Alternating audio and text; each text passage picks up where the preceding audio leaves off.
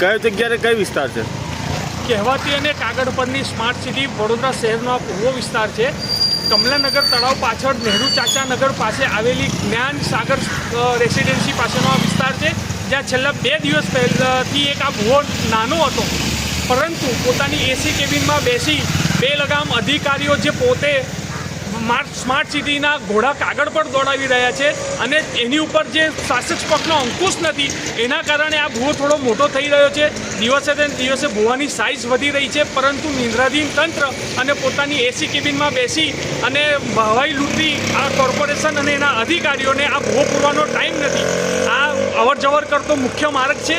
અહીંયા રોજના હજારો લોકો અવર જવર કરતા હોય. નજીકમાં શાક માર્કેટ અને આખું મોટું માર્કેટ ભરાતું હોય તો હજારો લોકો અવર જવર કરે છે. તો શું વડોદરાનો કોઈ પરિવારજન આની અંદર પડશે કે કોઈની જાનહાનિ થશે ત્યારે આ કોર્પોરેશન આને પૂરવાની કામગીરી કરશે? અમારી સ્પષ્ટ માંગ છે કે હજુ પણ સમય છે એસી કેબિનમાંથી બહાર નીકળી ખરેખર જો વડોદરાને સ્માર્ટ સિટી બનાવી હોય, ખાડોદરા નગરી અને ભુવા નગરીના ઉપનામથી બહાર આપવું હોય તો આ લોકોએ ગ્રાઉન્ડ લેવલ પર આવીને કામ કરવું પડશે અને આ ભુવાને તાત્કાલિક રિપેર કરવો જોઈએ. તેજસ બ્રહ્મભટ્ટ, શિવસેના વડોદરા શહેર ઉપપ્રમુખ.